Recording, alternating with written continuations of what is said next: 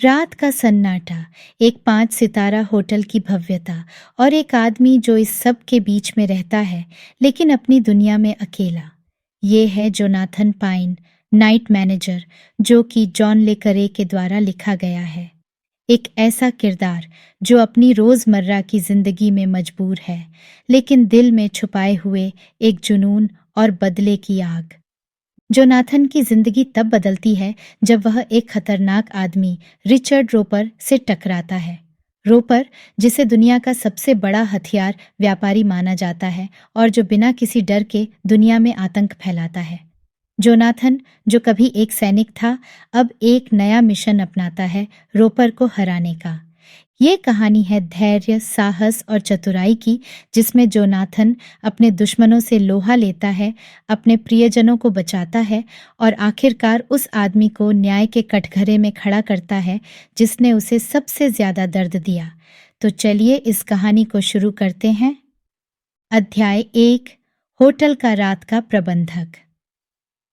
रात के अंधेरे में जब शहर सोता है, 5 सितारा होटल मेजॉन डू कैप अपनी रोशनी से जगमगाता है। होटल का हर कोना, हर दरवाजा और हर कमरा किसी न किसी कहानी का गवाह है, लेकिन इन सब कहानियों का एक मूक दर्शक है, जोनाथन पाइन। वह होटल का रात का प्रबंधक है जो अपनी सूझबूझ और कार्यकुशलता से हर स्थिति को संभालता है। पाइन का जीवन उतना साधारण नहीं जितना दिखता है। होटल के आलीशान गलियारों में चलते हुए उसकी निगाहें हर एक गतिविधि पर होती हैं। हर अतिथि, हर कर्मचारी और हर घटना उसके ध्यान में रहती है। उसके चेहरे पर शांति का भाव होता है, लेकिन उसके दिल में एक बवंडर चलता रहता है। रात की शिफ्ट के दौरान जोनाथन को एक अनजान महिला से मिलना होता है। वह महिला, जो जेडी वुल्फ के नाम से पंजीकृत है, एक रहस्यमय आभा से घिरी होती है। उसकी आंखों में एक डर छुपा होता है और उसकी बातों में एक अनकहा राज। जोनाथन की प्रवृत्ति उसे बताती है कि यह मुलाकात साधारण नहीं है। जेडी वुल्फ, जिसने होटल में चेक इन किया है, एक खतरनाक रहस्य अपने साथ लाई है। वह रिचर्ड रोपर के बारे में महत्वपूर्ण जानकारी रखती है। रोपर, जो दुनिया के सबसे खतरनाक हथियार व्यापारियों में से एक है, अब जोनाथन के जीवन में प्रवेश कर चुका है। अध्याय 2, जेडी वुल्फ। जोनाथन पाइन के मन में उथल-पुथल मची हुई थी। जेडी वुल्फ का व्यक्तित्व उसे रहस्यमयी और खतरनाक दोनों लग रहा था। वह जानता था कि इस महिला के साथ जुड़ने का मतलब है अपने शांतिपूर्ण जीवन को जोखिम में डालना, लेकिन उसके अंदर का सैनिक उसे मजबूर कर रहा था कि वह इस चुनौती को स्वीकार करे। होटल के एक सुनसान कोने में, जहां ज्यादातर लोग नहीं जाते, जोनाथन और जेडी की मुलाकात होती है। जेडी की आंखों में बेचैनी साफ दिखाई दे रही थी। उसने धीमी आवाज में कहा, मुझे आपकी मदद चाहिए जोनाथन, मैं एक बड़ी मुसीबत में हूँ। जोनाथन ने ध्यान से उसकी बात सुनी। जेडी ने उसे बताया कि वह रिचर्ड रोपर के गिरोह से जुड़ी हुई थी, लेकिन अब वह उससे दूर भागने की कोशिश कर रही है। उसके पास रोपर के हथियार सौदों की महत्वपूर्ण जानकारी है, जो अगर सही हाथों में पहुंच जाए तो रोपर का साम्राज्य ध्वस्त हो सकता है। जोनाथन को समझ आ गया कि यह मामला कितना गंभीर है। उसने तुरंत फैसला किया कि वह जेडी की मदद करेगा, लेकिन यह काम आसान नहीं होगा। रोपर एक चालाक और खतरनाक आदमी है और उसके पास असीमित संसाधन हैं। मैं तुम्हारी मदद करूंगा जेडी, जोनाथन ने दृढ़ता से कहा, लेकिन हमें बहुत सावधानी से आगे बढ़ना होगा। सबसे पहले हमें यह समझना होगा कि रोपर कहाँ है और वह क्या कर रहा है। जेडी ने अपनी जानकारी को साझा किया। उसने बताया कि रोपर इस समय स्विट्जरलैंड में है और वह एक बड़े हथियार सौदे की योजना बना रहा है। यह सौदा रोपर को और भी शक्तिशाली बना देगा और इसे रोकने के लिए उन्हें जल्दी और चतुराई से काम करना होगा। जोनाथन ने एक गहरी सांस ली। यह मिशन उसके जीवन का सबसे बड़ा और सबसे खतरनाक होगा, लेकिन उसने यह भी महसूस किया कि यह उसका कर्तव्य है। वह जानता था कि अगर वह सफल हुआ तो वह न केवल जेडी को बचा सकेगा, बल्कि अनगिनत निर्दोष लोगों की जिंदगी भी बचा सकेगा। उस रात जोनाथन ने अपने मन में एक संकल्प लिया। वह रोपर को हराने के लिए किसी भी हद तक जाएगा। उसकी यात्रा अब शुरू हो चुकी थी और उसे नहीं पता था कि आगे क्या होने वाला है। लेकिन एक बात वह जानता था, वह पीछे मुड़कर नहीं देखेगा। अध्याय 3, बर्लिन का बुलावा। जोनाथन पाइन के सामने एक नई चुनौती थी, स्विट्जरलैंड में रिचर्ड रोपर के खतरनाक सौदे को नाकाम करना। परंतु यह काम वह अकेले नहीं कर सकता था। उसे अपने पुराने संपर्कों और दोस्तों की मदद की जरूरत थी। उसने सबसे पहले बर्लिन में स्थित ब्रिटिश गुप्तचर एजेंसी के अपने एक पुराने परिचित लियोनार्ड बूर्र को बुलाया। बर्लिन का बर्फीला मौसम और ठंडी हवाएं जोनाथन को पुराने दिनों की याद दिला रही थीं। लियोनार्ड, जिसे सब प्यार से लैनी कहते थे, एक समय में जोनाथन का साथी था। उन्होंने साथ में कई खतरनाक मिशन पूरे किए थे। जोनाथन जानता था कि लैनी ही उसे इस मुश्किल वक्त में सही दिशा दिखा सकता है। बर्लिन के एक छोटे से कैफे में जोनाथन और लैनी की मुलाकात होती है। लैनी अपने पुराने अंदाज में एक सिगार जलाते हुए कहता है, तुम्हें देखकर अच्छा लगा पाइन, लेकिन तुम यहाँ क्या कर रहे हो? तुम्हें तो होटल के मैनेजर बनने का शौक था। जोनाथन मुस्कुराते हुए जवाब देता है, लैनी, मैं यहाँ एक बड़े मिशन के लिए आया हूँ। मुझे तुम्हारी मदद चाहिए। लैनी ने जोनाथन की गंभीरता को समझा और गंभीरता से पूछा, क्या मामला है? जोनाथन ने जेडी वुल्फ और रोपर के हथियार सौदों के बारे में बताया। उसने लैनी को समझाया कि कैसे जेडी की जानकारी रोपर के साम्राज्य को खत्म कर सकती है, लेकिन इसके लिए उन्हें जल्द से जल्द स्विट्जरलैंड पहुंचना होगा और रोपर के प्लान को नाकाम करना होगा। लैनी ने अपनी सिगार को एक गहरी सांस ली और कहा, पाइन, यह बहुत बड़ा खेल है। रोपर बहुत खतरनाक आदमी है, लेकिन अगर तुमने ठान लिया है तो मैं तुम्हारे साथ हूं। हमें इसके लिए एक टीम की जरूरत होगी। जोनाथन और लैनी ने एक योजना बनाई। उन्होंने अपने पुराने संपर्कों को सक्रिय किया और एक छोटी लेकिन दक्ष टीम तैयार की। इस टीम में विशेषज्ञ शामिल थे, हैकिंग, लड़ाई और जासूसी में माहिर लोग। स्विट्जरलैंड जाने से पहले जोनाथन ने जेडी को सुरक्षित जगह पर छिपा दिया। उसने लैनी और अपनी टीम के साथ मिलकर स्विट्जरलैंड जाने की तैयारी की। उनके पास समय बहुत कम था और उन्हें जल्द ही रोपर की चालों का मुकाबला करना था। बर्लिन का यह छोटा सा कैफे अब जोनाथन के लिए एक नई उम्मीद की किरण बन गया था। वह जानता था कि यह मिशन बहुत खतरनाक है, लेकिन वह अपने उद्देश्य के प्रति पूरी तरह समर्पित था। उसके दिल में एक ही लक्ष्य था, रोपर को हराना और जेडी को बचाना। अध्याय 4, बेताब जासूस। जोनाथन पाइन, लैनी और उनकी टीम अब स्विट्जरलैंड की ओर रवाना हो चुके थे। स्विट्जरलैंड का सुरम्य नज़ारा उनके सामने था, लेकिन उनकी नज़रें केवल अपने लक्ष्य पर टिकी थीं। उनके पास समय कम था और रोपर को रोकने के लिए उन्हें जल्द से जल्द काम करना था। स्विट्जरलैंड पहुंचते ही जोनाथन ने अपने जासूसी कौशल का इस्तेमाल करते हुए रोपर के ठिकाने का पता लगाया। रोपर एक भव्य विला में रह रहा था, जो पहाड़ियों के बीच स्थित था और चारों ओर से सुरक्षा कर्मियों से घिरा हुआ था। विला की सुरक्षा व्यवस्था को देखते हुए जोनाथन और उसकी टीम ने एक सटीक योजना बनाई। जोनाथन ने लैनी और बाकी टीम को निर्देश दिए, हमारे पास केवल एक मौका है। हमें यह सुनिश्चित करना होगा कि हम रोपर तक पहुंच सकें और उसके हथियार सौदे को नाकाम कर सकें। हमें बहुत सावधानी से काम करना होगा। लैनी ने अपने कंप्यूटर विशेषज्ञ सारा को रोपर की सुरक्षा प्रणाली को हैक करने का काम सौंपा। सारा ने जल्दी ही रोपर के सुरक्षा कैमरों को हैक कर लिया और उनकी गतिविधियों पर नजर रखने लगी। उसने टीम को बताया, हमारे पास 30 मिनट का समय है। इसके बाद वे हमारे हैक को पकड़ लेंगे। हमें जल्दी काम करना होगा। टीम ने विला में प्रवेश करने की तैयारी की। जोनाथन और लैनी ने सुरक्षा गार्ड्स का ध्यान भटकाने के लिए एक छोटा धमाका किया, जबकि सारा और अन्य टीम सदस्य विला के अंदर घुसे। विला के अंदर जोनाथन ने अपने पुराने जासूसी कौशल का इस्तेमाल करते हुए रोपर के हथियार सौदे से जुड़े दस्तावेजों को ढूंढ निकाला। लेकिन तभी एक अप्रत्याशित मोड़ आया। रोपर ने जोनाथन और उसकी टीम की गतिविधियों को महसूस कर लिया था। उसने तुरंत अपने सुरक्षा गार्ड्स को अलर्ट कर दिया। जोनाथन और उसकी टीम घिर गए थे। गोलियों की आवाज़ गूंज उठी और स्थिति बहुत ही नाजुक हो गई। जोनाथन ने अपनी जान पर खेलते हुए लैनी और सारा को बाहर निकलने का रास्ता दिखाया।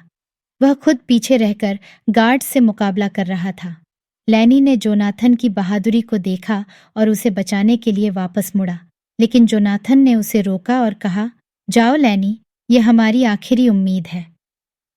लैनी और सारा ने बाहर निकलते हुए मदद के लिए एक सिग्नल भेजा। जोनाथन अब अकेला था, लेकिन वह हार मानने वालों में से नहीं था। उसने अपनी पूरी ताकत और चतुराई का इस्तेमाल करते हुए गार्ड्स को पछाड़ा और विला से बाहर निकलने में कामयाब हुआ। बाहर निकलते ही जोनाथन ने देखा कि लैनी और सारा सुरक्षित हैं। वह जानता था कि अभी उनकी जंग खत्म नहीं हुई है। रोपर अभी भी आज़ाद था और उसे रोकना बाकी था, लेकिन जोनाथन की हिम्मत और उसके साथी उसके साथ थे और वे जानते थे कि इस लड़ाई में उन्हें जीत हासिल करनी ही है।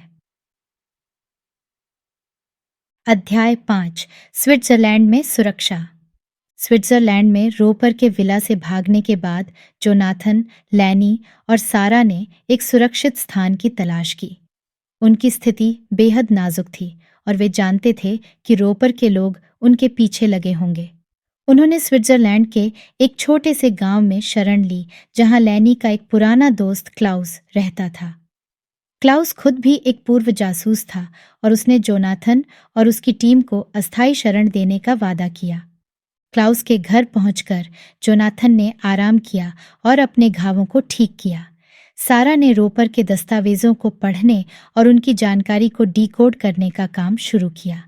दस्तावेजों में कई महत्वपूर्ण जानकारी थी, जो रोपर के आगामी हथियार सौदे और उसके नेटवर्क के बारे में थी। क्लाउस, जो खुद भी कई बार खतरनाक मिशनों का हिस्सा रह चुका था, ने कहा, जोनाथन, यह लड़ाई बहुत कठिन है। रोपर बहुत शक्तिशाली है और उसके पास अनगिनत संसाधन हैं, लेकिन अगर हमें उसे रोकना है तो हमें हर कदम बहुत सोच समझकर उठाना होगा। जोनाथन ने गहरी सांस ली और कहा, क्लाउस, हमारे पास अब वापस जाने का कोई रास्ता नहीं है। हमने यह जिम्मेदारी अपने कंधों पर ली है और हमें इसे पूरा करना होगा। रोपर को हराना ही हमारा उद्देश्य है। सारा ने अपनी रिसर्च को पूरा करने के बाद कहा, जोनाथन, मुझे दस्तावेजों में रोपर के अगले सौदे की जानकारी मिली है। यह सौदा इस सप्ताह के अंत में ज्यूरिख में होने वाला है। अगर हम इस सौदे को रोक सकते हैं तो हम रोपर के नेटवर्क को बड़ा नुकसान पहुंचा सकते हैं। जोनाथन ने अपने साथियों की ओर देखा और कहा, तो यह हमारा अगला कदम होगा। हमें ज्यूरिख जाना होगा और इस सौदे को रोकना होगा, लेकिन हमें बहुत सतर्क रहना होगा। रोपर के लोग हर जगह हो सकते हैं। क्लाउस ने ज्यूरिख के अपने कुछ पुराने संपर्कों को सक्रिय किया और जोनाथन और उसकी टीम के लिए एक सुरक्षित रास्ता तैयार किया। उन्होंने योजना बनाई कि कैसे वे रोपर के सौदे को नाकाम करेंगे और उसे गिरफ्तार करेंगे। ज्यूरिख पहुंचते ही जोनाथन और उसकी टीम ने शहर की सुरक्षा का जायजा लिया और सौदे के स्थान का पता लगाया। वे जानते थे कि उन्हें बहुत ही सावधानी से काम करना होगा, क्योंकि एक छोटी सी गलती भी उन्हें भारी पड़ सकती थी। अंततः वे उस स्थान पर पहुंचे जहां सौदा होना था। जोनाथन और लैनी ने अपने हथियारों को तैयार किया और सारा ने सुरक्षा कैमरों को हैक किया ताकि उनकी हर गतिविधि पर नजर रखी जा सके। समय तेजी से गुजर रहा था और जोनाथन जानता था कि यह उनकी अंतिम परीक्षा है। उनकी योजना ने उन्हें रोपर के करीब पहुंचा दिया। वे जानते थे कि एक निर्णायक क्षण आने वाला है, जो उनके मिशन की सफलता या विफलता का निर्धारण करेगा। क्या वे रोपर को रोकने में कामयाब होंगे? यह प्रश्न उनके मन में गूंज रहा था, लेकिन उनके हौसले बुलंद थे और उनकी तैयारी पूरी थी। अध्याय 6। नाटक की शुरुआत। ज्यूरिख की चमचमाती रात में जोनाथन और उसकी टीम ने अपनी योजना को अंजाम देना शुरू किया। शहर की रौनक के बीच वे एक बड़े खतरे का सामना करने के लिए तैयार थे। रोपर के सौदे की जगह एक भव्य होटल था, जहां सुरक्षा के पुख्ता इंतजाम किए गए थे। हर कोने पर सुरक्षा गार्ड्स और कैमरे लगे थे। जोनाथन ने लैनी और सारा को अंतिम निर्देश दिए, हमारे पास केवल एक मौका है। हमें यह सुनिश्चित करना होगा कि हम रोपर को पकड़ सकें और उसके सौदे को रोक सकें। सारा, तुम कैमरों पर नजर रखो और हमें अंदर की जानकारी दो। लैनी, तुम मेरे साथ आओ। सारा ने कंप्यूटर स्क्रीन पर नजरें गड़ाए रखीं और बाकी टीम को हर गतिविधि की जानकारी देती रही। उन्होंने देखा कि रोपर अपने सहयोगियों के साथ होटल के बड़े हॉल में प्रवेश कर रहा है। उसके साथ कई हथियारबंद गार्ड्स थे।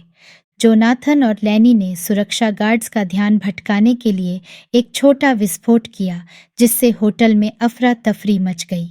इस मौके का फायदा उठाते हुए वे चुपके से अंदर घुस गए। हॉल के अंदर रोपर अपने व्यापारिक साझेदारों के साथ सौदे की बातें कर रहा था। जोनाथन ने अपने कानों में लगे ईयरपीस के जरिए सारा से पूछा, सारा, अंदर का क्या हाल है?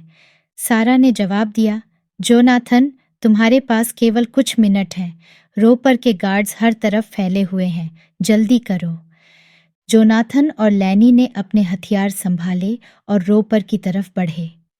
उन्होंने देखा कि रोपर ने अपने साझेदारों को दस्तावेज सौंप दिए थे और सौदा पूरा होने वाला था। जोनाथन ने अचानक हॉल में प्रवेश किया और चिल्लाया, रोपर, खेल खत्म हो चुका है। रोपर ने चौंक कर जोनाथन की तरफ देखा। उसने अपने गार्ड्स को इशारा किया और गोलीबारी शुरू हो गई। जोनाथन और लैनी ने तुरंत कवर लिया और जवाबी फायरिंग की। हॉल में अफरा तफरी मच गई। लैनी ने रोपर की तरफ बढ़ते हुए कहा, तुम्हारा समय खत्म हो गया है, रोपर। रोपर ने हंसते हुए जवाब दिया, तुम्हें लगता है कि तुम मुझे पकड़ सकते हो?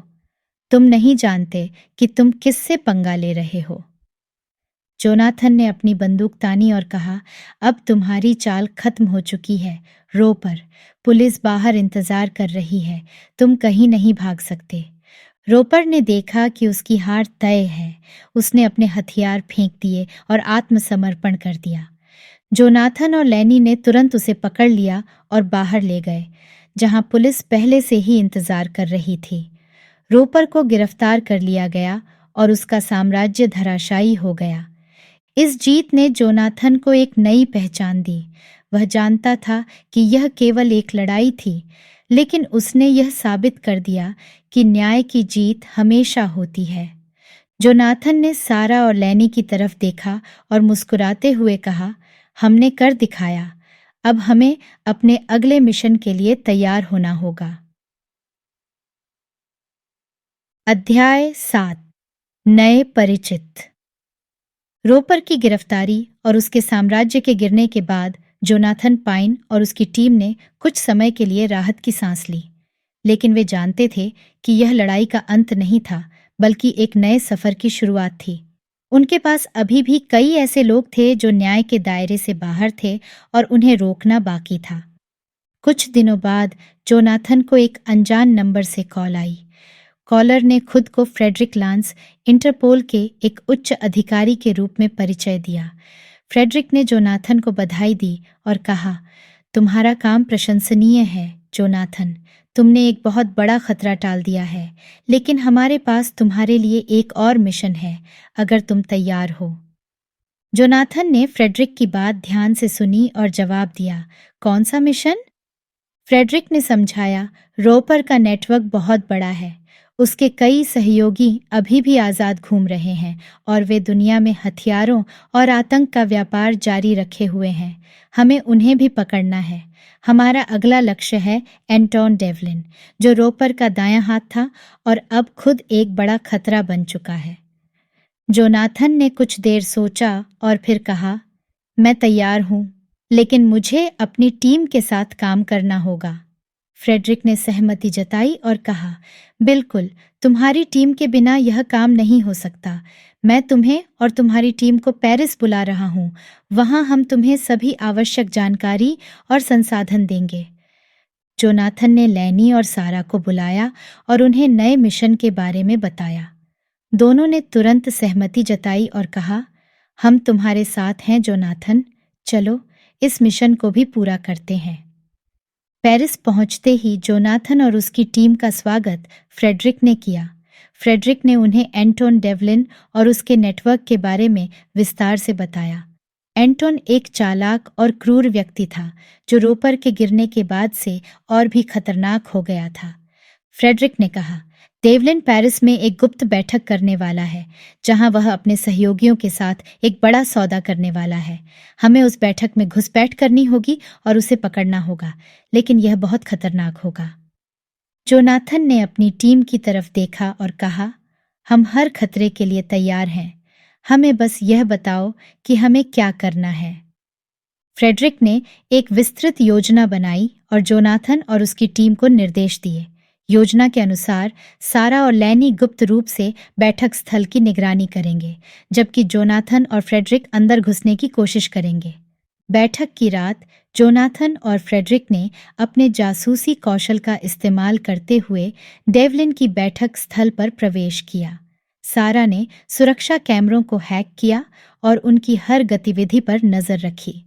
जोनाथन और फ्रेडरिक ने धीरे धीरे डेवलिन के करीब पहुंचने की कोशिश की, लेकिन डेवलिन एक बहुत ही सतर्क व्यक्ति था। उसने जल्द ही महसूस किया कि कुछ गड़बड़ है। उसने अपने गार्ड्स को अलर्ट कर दिया और गोलियों की आवाज़ गूंजने लगी। जोनाथन और फ्रेडरिक ने जवाबी फायरिंग की और डेवलिन को पकड़ने की कोशिश की। एक नाटकीय मुकाबले के बाद उन्होंने डेवलिन को घेर लिया। डेवलिन ने हंसते हुए कहा, तुम मुझे नहीं रोक सकते। मेरे जैसे लोग हमेशा वापसी करते हैं। जोनाथन ने उसे गिरफ्तार करते हुए कहा, इस बार नहीं, डेवलिन, इस बार तुम्हारी वापसी नहीं होगी। डेवलिन की गिरफ्तारी ने जोनाथन और उसकी टीम को एक और बड़ी जीत दिलाई। वे जानते थे कि यह यात्रा कठिन थी, लेकिन उन्होंने यह साबित कर दिया कि साहस और चतुराई से वे किसी भी खतरे का सामना कर सकते हैं। अध्याय 8, योजनाओं की बुनियाद। डेवलिन की गिरफ्तारी ने जोनाथन पाइन और उसकी टीम को एक और महत्वपूर्ण जीत दिलाई, लेकिन वे जानते थे कि अभी बहुत काम बाकी था। डेवलिन के नेटवर्क की जड़ें गहरी थीं और उन्हें पूरी तरह से नष्ट करने के लिए एक ठोस योजना की जरूरत थी। पेरिस में उनके सुरक्षित स्थान पर लौटते हुए उन्होंने अपनी अगली रणनीति पर चर्चा की। फ्रेडरिक ने एक बड़ी कॉन्फ्रेंस टेबल पर एक विस्तृत नक्शा फैलाया और कहा, डेवलिन के गिरफ्तार होने से हमें बहुत सी जानकारी मिली है, लेकिन यह सिर्फ शुरुआत है। हमें उसके बाकी नेटवर्क को भी नष्ट करना होगा। सारा ने अपने कंप्यूटर पर तेजी से टाइप करते हुए कहा, मुझे डेवलिन के लैपटॉप से कुछ महत्वपूर्ण डेटा मिला है। इसके जरिए हमें उसकी बाकी टीम के सदस्यों और उनकी गतिविधियों का पता चल सकता है। लैनी ने नक्शे पर कुछ स्थानों की ओर इशारा करते हुए कहा, यहाँ पर डेवलिन के मुख्य गढ़ हैं। अगर हम इन स्थानों पर छापेमारी करते हैं तो हम उसके बाकी सहयोगियों को भी पकड़ सकते हैं। जोनाथन ने नक्शे को ध्यान से देखा और कहा, हमें यह काम बहुत ही सावधानी से करना होगा। हर कदम पर हमें सतर्क रहना होगा, क्योंकि यह लोग बहुत खतरनाक हैं और छोटी सी गलती भी भारी पड़ सकती है। फ्रेडरिक ने सहमति जताते हुए कहा, हमारे पास केवल कुछ दिन हैं। हमें जल्दी और चतुराई से काम करना होगा। उन्होंने एक विस्तृत योजना बनाई। टीम ने फैसला किया कि वे डेवलिन के गढ़ों पर एक साथ कई छापे मारेंगे। इसके लिए उन्होंने पेरिस, लंदन और मॉस्को में अपने संपर्कों को सक्रिय किया। जोनाथन और लैनी पेरिस में रहकर ऑपरेशन की निगरानी करेंगे, जबकि सारा लंदन और मॉस्को में अपने संपर्कों के साथ काम करेगी। अगले कुछ दिन टीम के लिए बहुत ही व्यस्त और तनावपूर्ण थे। उन्होंने हर छोटी से छोटी जानकारी पर ध्यान दिया और अपनी योजना को अंतिम रूप दिया। हर कदम की तैयारी बहुत ही बारीकी से की गई। छापेमारी की रात जोनाथन और लेनी पेरिस में डेवलिन के मुख्य गढ़ की ओर बढ़े। सारा ने लंदन और मॉस्को के साथ समन्वय किया। सब कुछ योजना के मुताबिक चला। पेरिस में जोनाथन और लैनी ने गढ़ के बाहर अपनी पोजीशन ली। अंदर जाने से पहले उन्होंने अपने उपकरणों की जांच की और आखिरी बार अपनी योजना को दोहराया। सारा, क्या सब कुछ ठीक है? जोनाथन ने अपने ईयरपीस के जरिए पूछा। सारा ने जवाब दिया, हाँ जोनाथन, लंदन और मॉस्को में सब तैयार हैं, तुम आगे बढ़ सकते हो। जोनाथन और लैनी ने गढ़ के मुख्य द्वार पर धावा बोला। अंदर की सुरक्षा को पार करते हुए वे धीरे धीरे अंदर घुसे। गढ़ के अंदर का दृश्य बहुत ही तनावपूर्ण था। डेवलिन के लोग अपनी गतिविधियों में लिप्त थे, लेकिन वे जानते थे कि कोई भी खतरा आ सकता है। जोनाथन और लैनी ने बड़ी चालाकी से हर गार्ड को काबू में किया और गढ़ के भीतर गहराई तक पहुंचे। वे जानते थे कि उन्हें हर कदम बहुत ही सावधानी से उठाना होगा। अचानक एक गार्ड ने उन्हें देख लिया और गोलीबारी शुरू हो गई। जोनाथन और लैनी ने तुरंत कवर लिया और जवाबी फायरिंग की। गोलियों की आवाज गूंज उठी और गढ़ में अफरा तफरी मच गई। जोनाथन ने एक गहरे सांस लेते हुए कहा, लैनी, हमें हर हाल में इस मिशन को पूरा करना होगा। लैनी ने मुस्कुराते हुए जवाब दिया, हम जरूर करेंगे जोनाथन। उन्होंने डेवलिन के मुख्य सहयोगियों को पकड़ने की कोशिश की। एक एक करके वे सब काबू में आते गए। अंततः जोनाथन और लैनी ने गढ़ को अपने कब्जे में ले लिया और वहां के सभी अपराधियों को गिरफ्तार कर लिया। पेरिस की यह रात जोनाथन और उसकी टीम के लिए एक और जीत की गवाही बनी। उन्होंने यह साबित कर दिया कि साहस और चतुराई से हर मुश्किल को पार किया जा सकता है। अध्याय 9, खतरनाक गठजोड़। पेरिस में डेवलिन के गढ़ पर कब्जा करने के बाद जोनाथन पाइन और उनकी टीम ने बड़ी सफलता हासिल की थी, लेकिन यह विजय केवल एक कदम थी। डेवलिन के गिरफ्तार होने के बाद उसके नेटवर्क के बाकी सदस्य और भी सतर्क हो गए थे। अब उनका अगला लक्ष्य था उन खतरनाक गठजोड़ों को तोड़ना जो डेवलिन ने सालों से बनाए थे। जोनाथन ने फ्रेडरिक से मुलाकात की और अपनी अगली रणनीति पर चर्चा की। फ्रेडरिक ने बताया, डेवलिन के गिरोह के कुछ प्रमुख सदस्य अभी भी आजाद हैं। उनमें से सबसे खतरनाक है निकोलाई व्लादिमीर, जिसे कोबरा के नाम से भी जाना जाता है। वह बहुत चालाक और निर्दयी है। अगर हम उसे पकड़ सकते हैं तो हम डेवलिन के नेटवर्क को पूरी तरह से नष्ट कर सकते हैं। जोनाथन ने गंभीरता से कहा, हमें जल्द से जल्द कोबरा को पकड़ना होगा। हमारे पास ज्यादा समय नहीं है। फ्रेडरिक ने कहा, हमारे पास एक सुराग है। कोबरा ने हाल ही में इस्तांबुल में एक बड़े सौदे की योजना बनाई है। हमें वहां पहुंचकर उसे रंगे हाथों पकड़ना होगा। जोनाथन ने अपनी टीम को बुलाया और उन्हें इस्तांबुल जाने के लिए तैयार किया। उन्होंने एक विस्तृत योजना बनाई जिसमें हर कदम की बारीकी से चर्चा की गई। वे जानते थे कि कोबरा बहुत चालाक है और उसे पकड़ने के लिए उन्हें बहुत ही सावधानी से काम करना होगा। इस्तांबुल की गलियों में चलते हुए जोनाथन ने महसूस किया कि यह शहर कितना जीवंत और खतरों से भरा हुआ है। उनकी टीम ने एक पुराने गुप्तचर अहमद से मुलाकात की, जो इस्तांबुल की हर गली से वाकिफ था। अहमद ने उन्हें कोबरा के ठिकाने और उसकी गतिविधियों के बारे में जानकारी दी। अहमद ने बताया, कोबरा यहाँ एक बड़े हथियार सौदे की योजना बना रहा है। वह शहर के बाहरी इलाके में एक गुप्त गोदाम में मिलेगा, लेकिन यह बहुत ही खतरनाक जगह है। जोनाथन ने अपनी टीम को निर्देश दिए, हमें बहुत ही सावधानी से काम करना होगा। कोई भी गलती हमें महंगी पड़ सकती है। रात के अंधेरे में जोनाथन, लैनी और सारा ने गोदाम के पास अपनी पोजीशन ली। सारा ने सुरक्षा कैमरों को हैक किया और अंदर की गतिविधियों पर नजर रखी। उन्होंने देखा कि कोबरा और उसके साथी अंदर सौदे की तैयारी कर रहे थे। जोनाथन ने धीरे धीरे गोदाम के अंदर घुसने का फैसला किया। लैनी और सारा ने उसका पीछा किया। अंदर का माहौल बहुत ही तनावपूर्ण था।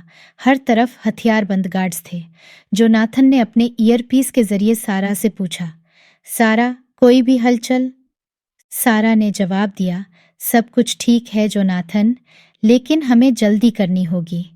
जोनाथन और लैनी ने धीरे धीरे आगे बढ़ते हुए गार्ड्स को चुपचाप काबू में किया। वे कोबरा के पास पहुंच गए, जो अपने सहयोगियों के साथ बैठक कर रहा था। जोनाथन ने अचानक हल्ला मचाया, कोबरा, खेल खत्म हो चुका है। कोबरा ने तुरंत अपने गार्ड्स को अलर्ट कर दिया और गोलीबारी शुरू हो गई। जोनाथन और लैनी ने जवाबी फायरिंग की और कोबरा की तरफ बढ़े। कोबरा ने भागने की कोशिश की, लेकिन जोनाथन ने उसे धर दबोचा। कोबरा ने हंसते हुए कहा, तुम मुझे नहीं रोक सकते, मेरे जैसे लोग हमेशा वापसी करते हैं। जोनाथन ने उसे गिरफ्तार करते हुए कहा, इस बार नहीं कोबरा, इस बार तुम्हारी वापसी नहीं होगी। कोबरा की गिरफ्तारी ने डेवलिन के नेटवर्क को एक और बड़ा झटका दिया। जोनाथन और उसकी टीम ने यह साबित कर दिया कि वे किसी भी खतरे का सामना कर सकते हैं और जीत हासिल कर सकते हैं। लेकिन वे जानते थे कि यह लड़ाई अभी खत्म नहीं हुई थी। उन्हें अभी और भी कई खतरनाक गठजोड़ तोड़ने थे। अध्याय 10, रोमांचक मोड़। कोबरा की गिरफ्तारी के बाद जोनाथन पाइन और उनकी टीम ने डेवलिन के नेटवर्क को बड़ा झटका दिया था। लेकिन वे जानते थे कि यह केवल शुरुआत थी। उनकी अगली चुनौती और भी बड़ी और खतरनाक थी। उन्हें डेवलिन के बाकी सहयोगियों को भी पकड़ना था, जो दुनिया के अलग अलग हिस्सों में छिपे हुए थे। फ्रेडरिक ने जोनाथन को बुलाया और कहा, हमारे पास अब तक की सबसे बड़ी चुनौती है। देवलिन के मुख्य सहयोगियों में से एक, इवान पेट्रोव, जो रूसी माफिया का सरगना है, अभी भी आज़ाद है। हमें उसे पकड़ना होगा और इसके लिए हमें मॉस्को जाना होगा। जोनाथन ने गंभीरता से कहा, हम मॉस्को जाएंगे, लेकिन हमें बहुत सावधानी से काम करना होगा। इवान बहुत चालाक और खतरनाक है। हमें उसकी हर चाल को समझना होगा। लैनी और सारा ने मॉस्को जाने की तैयारी शुरू की। वे जानते थे कि वहाँ का माहौल बहुत ही कठिन और चुनौतीपूर्ण होगा। मॉस्को में उनके संपर्कों ने उन्हें इवान के ठिकाने की जानकारी दी। मॉस्को की सर्दी और बर्फीले मौसम ने उनके मिशन को और भी कठिन बना दिया था। लेकिन जोनाथन और उसकी टीम ने हार नहीं मानी। वे इवान को पकड़ने के लिए पूरी तरह तैयार थे। मॉस्को पहुंचते ही उन्होंने अपने संपर्कों के साथ मिलकर एक विस्तृत योजना बनाई। इवान पेट्रोव का ठिकाना एक भव्य किले में था, जो बहुत ही कड़ी सुरक्षा में था। जोनाथन ने अपनी टीम को निर्देश दिए, हमारे पास केवल एक मौका है। हमें यह सुनिश्चित करना होगा कि हम इवान को पकड़ सकें। सारा, तुम सुरक्षा कैमरों को हैक करो और हमें अंदर की जानकारी दो। लैनी, तुम और मैं गार्ड्स का ध्यान भटकाएंगे। सारा ने जल्दी ही सुरक्षा कैमरों को हैक कर लिया और टीम को अंदर की गतिविधियों की जानकारी दी। इवान अपने सहयोगियों के साथ किले के अंदर एक गुप्त बैठक कर रहा था। जोनाथन और लैनी ने गार्ड्स का ध्यान भटकाने के लिए एक छोटा धमाका किया, जिससे किले में अफरा तफरी मच गई। इस मौके का फायदा उठाते हुए वे चुपके से अंदर घुसे। किले के अंदर का दृश्य बहुत ही तनावपूर्ण था। हर तरफ गार्ड्स दौड़ रहे थे और सुरक्षा व्यवस्था खड़ी हो गई थी। लेकिन जोनाथन और लैनी ने बड़ी चालाकी से हर गार्ड को काबू में किया और इवान की तरफ बढ़े। अचानक एक गार्ड ने उन्हें देख लिया और गोलीबारी शुरू हो गई। जोनाथन और लैनी ने तुरंत कवर लिया और जवाबी फायरिंग की। गोलियों की आवाज़ गूंज उठी और किले में अफरा तफरी मच गई। जोनाथन ने एक गहरी सांस लेते हुए कहा, लैनी, हमें हर हाल में इस मिशन को पूरा करना होगा। लैनी ने मुस्कुराते हुए जवाब दिया, हम जरूर करेंगे। जोनाथन, वे इवान के करीब पहुंच गए और उसे घेर लिया। इवान ने हंसते हुए कहा, तुम मुझे नहीं पकड़ सकते, मेरे जैसे लोग हमेशा वापसी करते हैं। जोनाथन ने उसे गिरफ्तार करते हुए कहा, इस बार नहीं इवान, इस बार तुम्हारी वापसी नहीं होगी। इवान की गिरफ्तारी ने डेवलिन के नेटवर्क को एक और बड़ा झटका दिया। जोनाथन और उसकी टीम ने यह साबित कर दिया कि वे किसी भी खतरे का सामना कर सकते हैं और जीत हासिल कर सकते हैं। लेकिन वे जानते थे कि यह लड़ाई अभी खत्म नहीं हुई थी। उन्हें अभी और भी कई खतरनाक गठजोड़ तोड़ने थे। अध्याय 11, निर्णायक कदम। इवान पेट्रोव की गिरफ्तारी के बाद जोनाथन पाइन और उनकी टीम ने डेवलिन के नेटवर्क को बड़े पैमाने पर कमज़ोर कर दिया था। लेकिन अब उनके सामने सबसे बड़ा और अंतिम लक्ष्य था। उन्हें डेवलिन के प्रमुख सहयोगियों में से अंतिम और सबसे खतरनाक व्यक्ति को पकड़ना था, हांस वॉस, जो यूरोप में डेवलिन के अपराध साम्राज्य का संचालन करता था। फ्रेडरिक ने जोनाथन को बुलाया और कहा, हमें अब अंतिम और सबसे महत्वपूर्ण कदम उठाना होगा। हांस वॉस बहुत ही चालाक और शक्तिशाली व्यक्ति है। उसे पकड़ना हमारे लिए सबसे बड़ी चुनौती होगी। जोनाथन ने गंभीरता से कहा, हम उसे पकड़ने के लिए पूरी तरह तैयार हैं। हमें बस सही योजना और समय की ज़रूरत है। फ्रेडरिक ने हांस के ठिकाने की जानकारी दी, जो बर्लिन में एक अज्ञात स्थान पर छिपा हुआ था। हांस ने अपनी सुरक्षा को बहुत कड़ा रखा था और उसके चारों ओर बहुत ही वफादार गार्ड्स थे। जोनाथन ने अपनी टीम को बुलाया और उन्हें बर्लिन जाने की तैयारी करने को कहा। उन्होंने एक विस्तृत योजना बनाई जिसमें हर कदम की बारीकी से चर्चा की गई। वे जानते थे कि हांस को पकड़ने के लिए उन्हें बहुत ही सावधानी और चतुराई से काम करना होगा। बर्लिन की सर्दी में जोनाथन, लैनी और सारा ने हांस के ठिकाने की ओर रुख किया। सारा ने अपने कंप्यूटर पर तेजी से काम करते हुए कहा, मुझे हांस के ठिकाने का पता चल गया है। वह एक पुरानी फैक्ट्री में छिपा हुआ है, जो अब एक गुप्त बेस के रूप में इस्तेमाल होती है। जोनाथन ने अपने साथियों की ओर देखा और कहा, हमें बहुत ही सावधानी से काम करना होगा।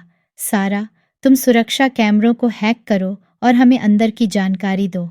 लैनी, तुम और मैं गार्ड्स का ध्यान भटकाएंगे और अंदर घुसने की कोशिश करेंगे।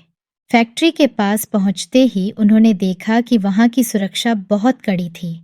सारा ने सुरक्षा कैमरों को हैक कर लिया और उनकी हर गतिविधि पर नजर रखी।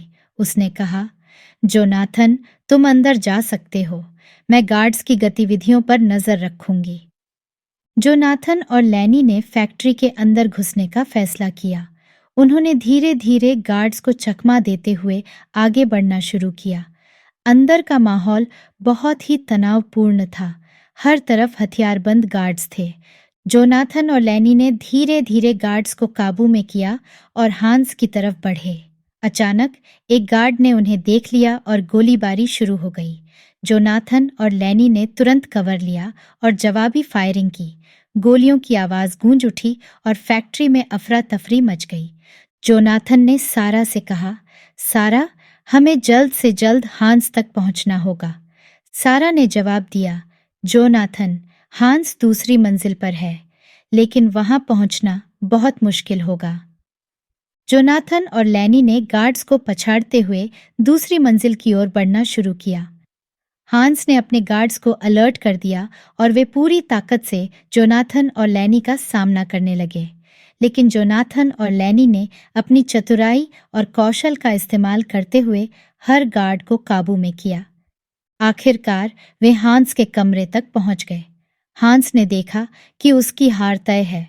उसने आत्मसमर्पण कर दिया। जोनाथन ने उसे गिरफ्तार करते हुए कहा, तुम्हारा खेल खत्म हो चुका है, हांस। हांस ने हंसते हुए कहा, तुमने डेवलिन के नेटवर्क को खत्म कर दिया है, लेकिन यह लड़ाई अभी खत्म नहीं हुई है। मेरे जैसे लोग हमेशा वापसी करते हैं। जोनाथन ने दृढ़ता से कहा, इस बार नहीं, हांस, इस बार तुम्हारी वापसी नहीं होगी। हांस की गिरफ्तारी ने डेवलिन के नेटवर्क को पूरी तरह से नष्ट कर दिया। जोनाथन और उसकी टीम ने यह साबित कर दिया कि वे किसी भी खतरे का सामना कर सकते हैं और जीत हासिल कर सकते हैं। अध्याय 12, प्रतिकार। हांस वॉस की गिरफ्तारी के बाद जोनाथन पाइन और उनकी टीम को लगा कि उन्होंने डेवलिन के साम्राज्य को पूरी तरह से नष्ट कर दिया है, लेकिन जल्द ही उन्हें एहसास हुआ कि यह लड़ाई अभी खत्म नहीं हुई थी। हांस की गिरफ्तारी के बाद डेवलिन के बाकी सहयोगियों ने एक आखिरी प्रयास करने का फैसला किया। वे जोनाथन और उसकी टीम से बदला लेना चाहते थे। फ्रेडरिक ने जोनाथन को एक इमरजेंसी मीटिंग के लिए बुलाया और कहा, हमने हांस को गिरफ्तार कर लिया है, लेकिन डेवलिन के बाकी बचे सहयोगियों ने एक खतरनाक योजना बनाई है। वे हम पर हमला करने की तैयारी कर रहे हैं। हमें जल्द से जल्द उनका सामना करना होगा। जोनाथन ने गंभीरता से कहा, हमारे पास ज्यादा समय नहीं है। हमें अपनी सुरक्षा को मजबूत करना होगा और इन हमलों का प्रतिकार करना होगा। लेनी और सारा ने अपनी सुरक्षा टीम को तैयार किया और बर्लिन में अपने सुरक्षित स्थान पर एक मजबूत रक्षा प्रणाली स्थापित की। उन्होंने शहर की सुरक्षा एजेंसियों के साथ समन्वय किया और सभी संभावित खतरों का मुकाबला करने के लिए तैयार हो गए। अगले कुछ दिनों में जोनाथन और उसकी टीम ने लगातार खतरों का सामना किया। डेवलिन के बाकी सहयोगियों ने कई बार उन पर हमला करने की कोशिश की, लेकिन हर बार जोनाथन और उसकी टीम ने उन्हें नाकाम कर दिया। एक रात जब जोनाथन अपने कमरे में बैठा हुआ था, उसे अचानक एक संदिग्ध गतिविधि का पता चला। उसने तुरंत अपनी टीम को अलर्ट किया और उन्हें तैयार रहने को कहा। कुछ ही मिनटों में एक बड़ा हमला हुआ। डेवलिन के बाकी सहयोगियों ने पूरे बल के साथ हमला किया। जोनाथन और उसकी टीम ने तुरंत प्रतिक्रिया दी और आत्मरक्षा में जुट गए। गोलियों की आवाज़, धमाकों का शोर और चारों तरफ अफरा तफरी मच गई। लेकिन जोनाथन और उसकी टीम ने साहस और दृढ़ता से हर हमले का मुकाबला किया। लेनी ने जोनाथन से कहा, हमारे पास ज्यादा समय नहीं है, हमें इन हमलावरों को खत्म करना होगा। जोनाथन ने अपनी टीम की ओर देखा और कहा, हम हार नहीं मानेंगे, यह हमारी अंतिम लड़ाई है और हम इसमें जीत हासिल करेंगे। सारा ने सुरक्षा कैमरों को हैक करके हमलावरों की गतिविधियों पर नजर रखी और अपनी टीम को निर्देशित किया। जोनाथन और लेनी ने मिलकर हर हमलावर को काबू में किया और उन्हें खदेड़ दिया। अंततः उन्होंने डेवलिन के आखिरी सहयोगी को भी गिरफ्तार कर लिया।